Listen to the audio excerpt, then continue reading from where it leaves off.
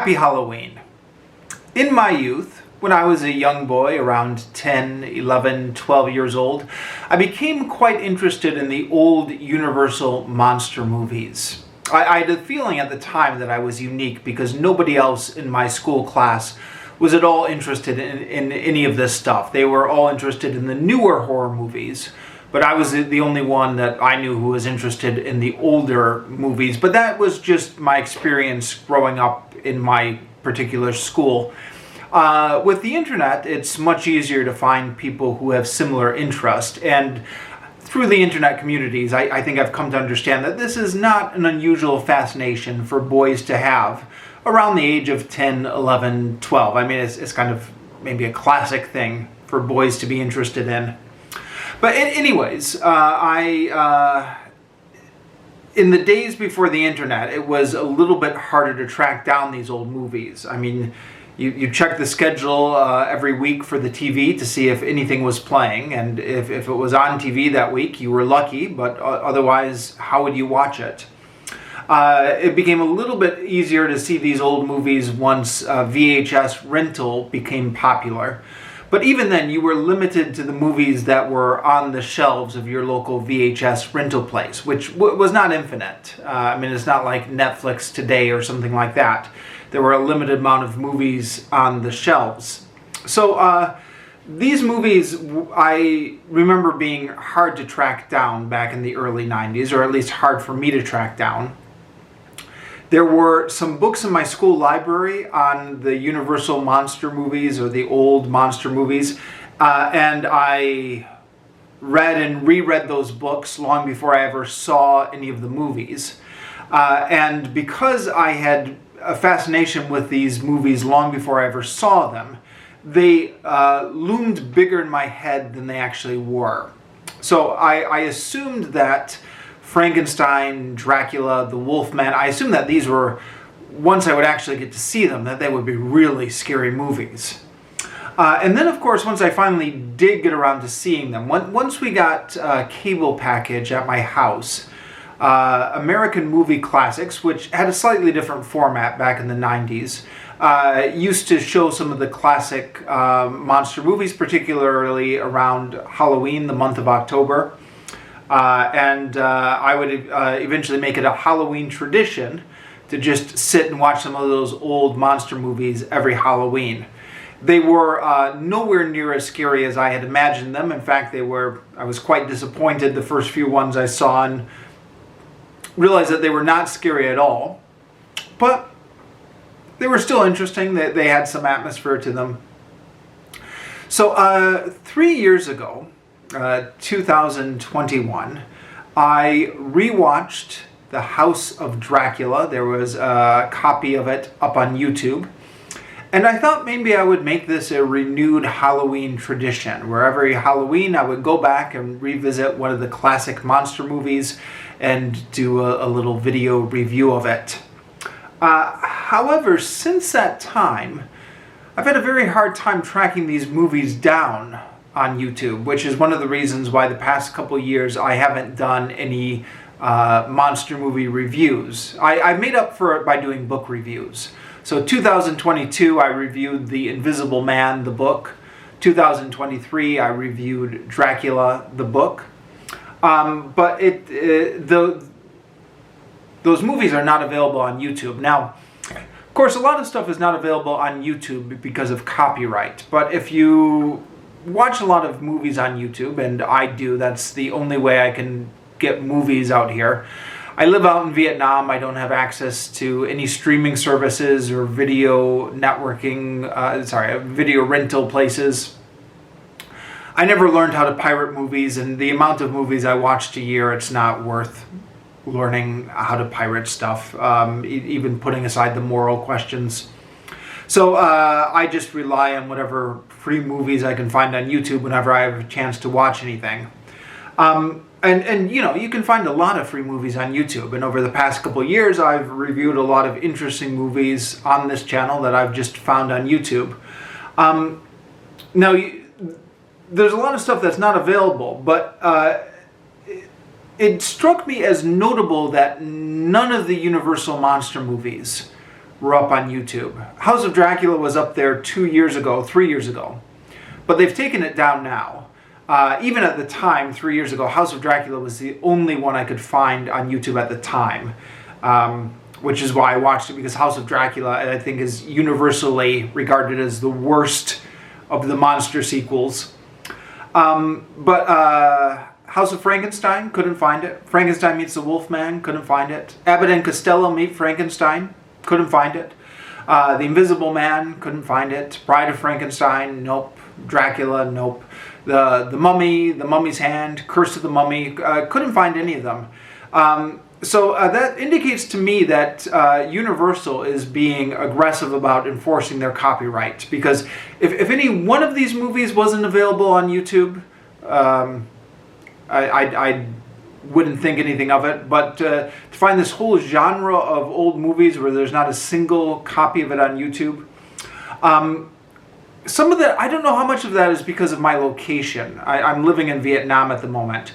Because the old House of Dracula link that I watched 3 years ago, I clicked on that link and it said, this video is owned by NBC Universal, which has blocked it in your country on copyright grounds.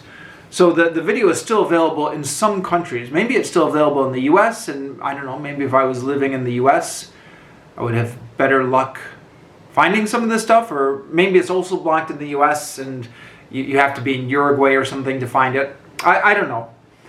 Point being, I haven't had any luck the past 3 years finding more Universal monster movies to watch on Halloween, except for one, and that is the 1925 Lon Chaney version of The Phantom of the Opera, which has several versions freely available on YouTube. I'll link to the one I watched in the description down below, but all you need to do is search it. There are several slightly different versions. Maybe I'll get around to talking about this in a moment. Apparently the reconstruction of the film has been interesting. It has a varied history leading to several different reconstructed versions of it. But yeah, it's actually, according to Wikipedia, been in the public domain for quite some time. It passed into the public domain all the way back in 1953, just because Universal never renewed it. Now, the 1925 Phantom of the Opera movie is something I had never seen before now. It's something I had known about since I was a boy, because if you read anything about Universal monster movies, and like I said, I read a couple books when I was a young boy, it always shows up in them. It was a silent film, but it was considered one of the classic monster movies at the time, and it's largely responsible, at least in the US, for creating the genre of monster movies.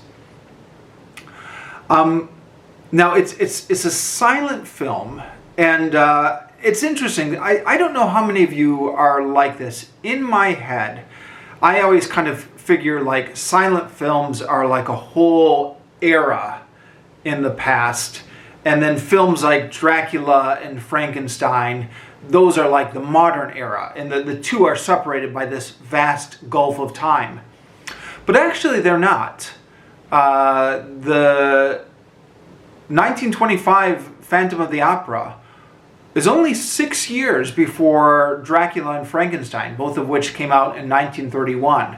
So, you know, they are very close to being contemporary, and yet completely different. One is silent, one is not. And I'll talk more about that. The experience of watching a silent film is definitely different than watching a talking film. But anyways, I'd known about this film since I was a boy, and would have watched it long ago, except I was never able to track it down when I was young. It was never on cable that I knew of, never saw it on the TV schedules. It was never in my local video store, and you know, like I said before, it was difficult to track stuff down in the 90s if you were a kid. So once I realized that this was on the available to watch on YouTube, And especially once I realized that none of the other monster movies were available, I thought, I should watch this. I mean, this is a classic film. I haven't seen it yet. Been interested in it for a long time. I should finally watch it. At the same time, I was thinking, it's a silent film. It's going to be a little bit of a slog to sit through, right? Silent films require a greater level of patience than the more modern films. And so it did. It's interesting, though, because on just about every other level, this film is on par with all of Universal's greatest monster movies. I mean, Frankenstein, Dracula, the 1925 Phantom of the Opera, watching it, maybe I should back up.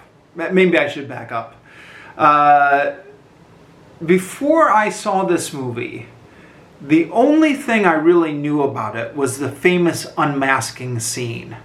And this gets mentioned in every review you read of the movie. So the books I read as a kid on monster movies always talked about this scene.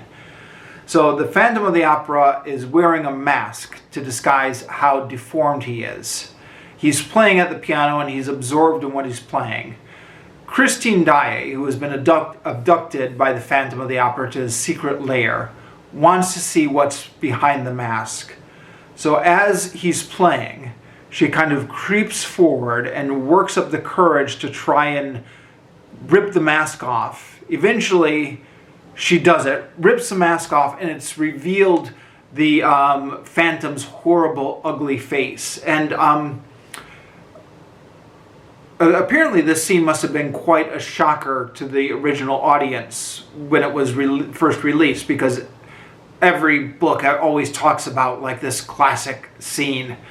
And that was really the only thing I really knew about this movie before watching it, is to watch out for that scene. I was therefore pleasantly surprised to discover that there is a whole movie here. I mean, it's not just that scene where Christine Daae unmasks the Phantom. There is the whole story of the Phantom of the Opera. It follows the book fairly closely up until the ending, at least as far as I can remember. I read the book somewhere around 7th grade. Maybe I'll talk about, yeah. I read the book when I was in 7th grade. I also saw the 1943 version of The Phantom of the Opera starring Claude Rains. And I also saw the film version of the Andrew Lloyd musical that came out in the early 2000s. So I'm familiar with the story. And as far as I can remember, it follows the book very closely up until the ending. And it's got all the great scenes in it. It's got the kind of mysterious death of the stagehand Joseph Bouquet, who gets the ghost's enmity by talking too much about it. It's got the famous chandelier dropping scene. It's got the Phantom's lair through the catacombs of the sewers of Paris. It's got Raoul and... they changed one thing slightly. The character of the Persian, if you read the novel, you know what I'm talking about. There's a character named called the Persian who helps to guide Raoul through the catacombs of the opera. The Persian has some history with the Phantom of the Opera.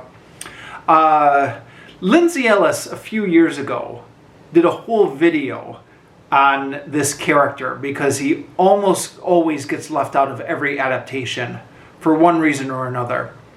And sure enough, here in the 1925 version, he's left out again. His character is replaced by an undercover police agent who's exploring the catacombs of the Paris Opera, but who essentially fulfills the same role narratively. Anyways, what was I saying? Oh yeah, Raoul and this character end up in the chasing the Phantom. They end up in the Hall of Mirror torture chamber, just like in the book. So there are all these great set pieces. Just like in the book, And it's a reminder that these silent movies were big business back in their day. I mean, I tend to think, I don't know about you, but I often tend to think, a silent movie, nobody cares about it. It's just made, something cheap that they just made using grainy footage. And a lot of silent movies have grainy footage now because they haven't been well preserved. But back in the day, these were like the blockbusters of their time. So they were filmed on very elaborate sets, and they had this very elaborate opera house set, and they filmed the chandelier crashing scene, and there's this really big climactic scene at the end, which is different from the book, in which the mob storms the Phantom's lair. It is, I guess, watching it now, you recognize immediately that this is a precursor to the famous mob storming the castle scene that figured in so many Universal monster movies, most notably Frankenstein. So the mob all gets the torches and are running after the Phantom. And not only do they go into his lair, but then the Phantom escapes from his lair, and the Phantom has Christine with him. He puts Christine in the carriage, and then he's running away with the carriage, but then Christine falls out of the carriage, and then the mob catches up to the Phantom by the river, and it's this, they were really filming a lot of action set pieces when they made this movie. So it's impressive to watch. And to return to the point I was trying to make earlier, you watch this and you think, this is every bit as good as Frankenstein or Dracula. Like the atmosphere, the underground layers, the action, the set pieces. You think, it's a pity that nobody watches this movie anymore. But it's a silent film. And the silent films do not transition as well to the modern era. I was watching this movie, and the thought occurred to me that this movie is undeniably handicapped by being a silent film. Like, talking films are better. There's just no two ways about it. And the thought occurred to me as I was watching this. Most older films are in black and white. And every now and then, a modern filmmaker will choose to make a movie in black and white just for aesthetic purposes.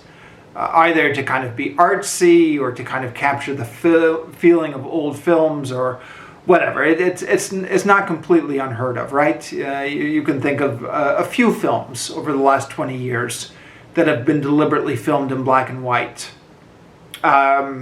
Schindler's List, for example, right? Among a couple others.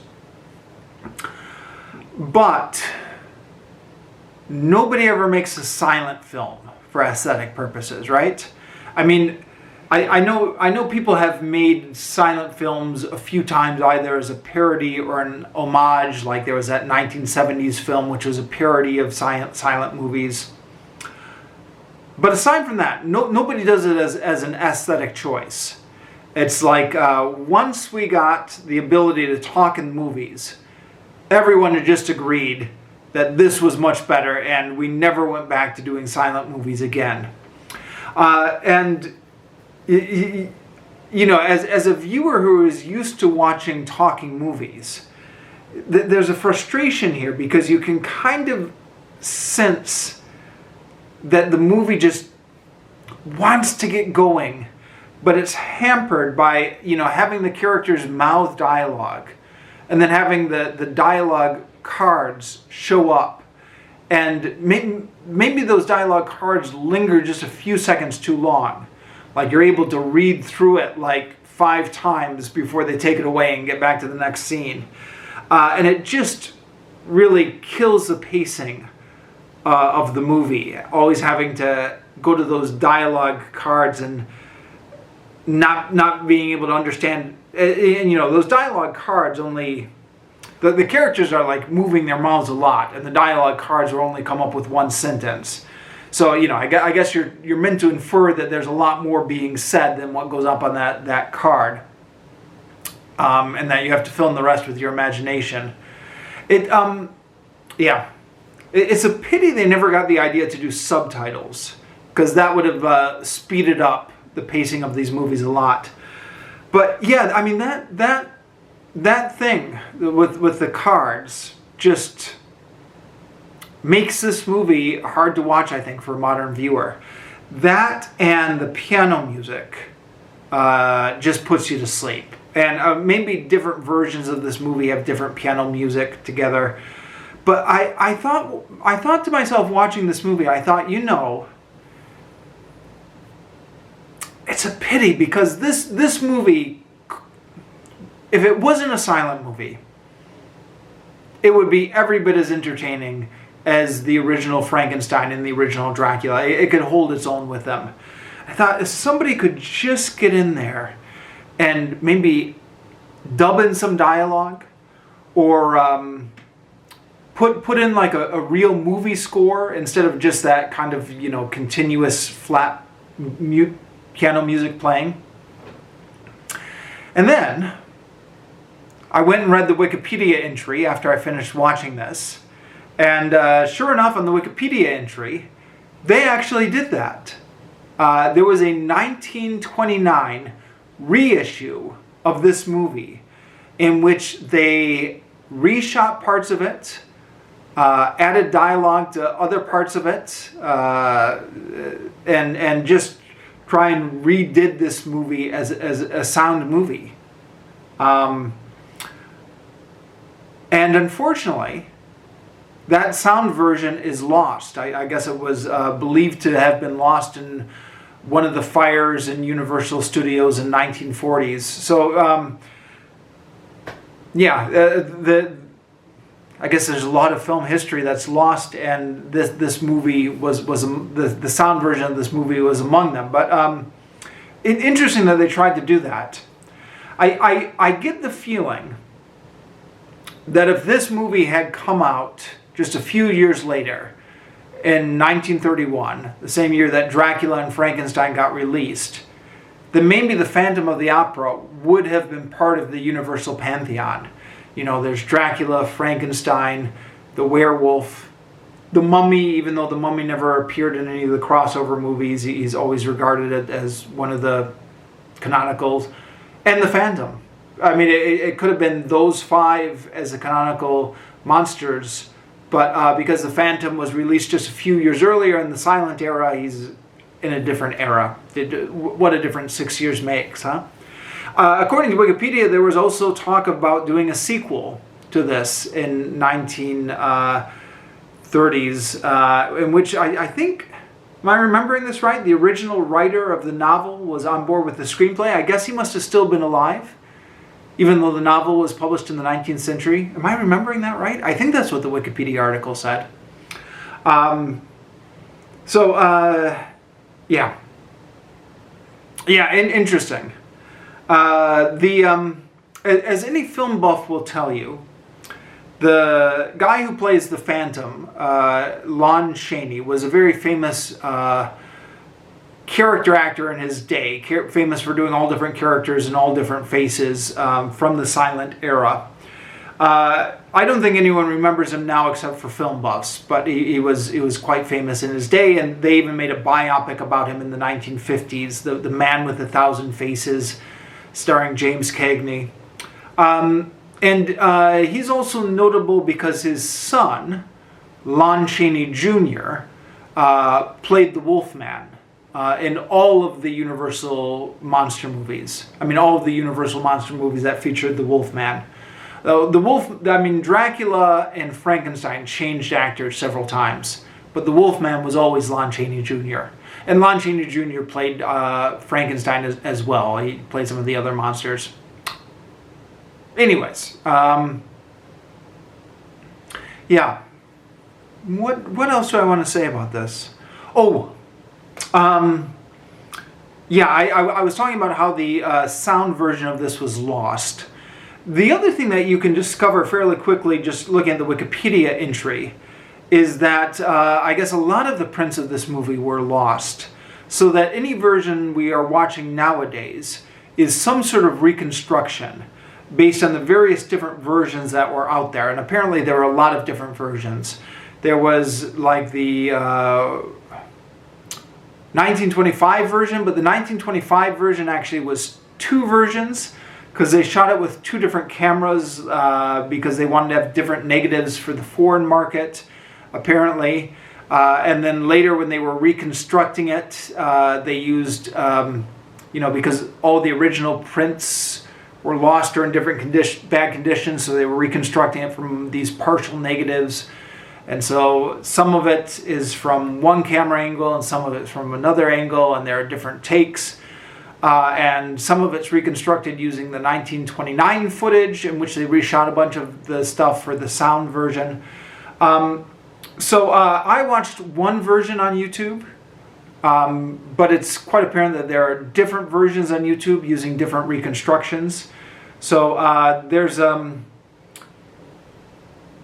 a man showing up with a lantern who talks to the audience, who's apparently, this is like a big kind of film trivia thing. What is this man doing? He wasn't in the version I saw.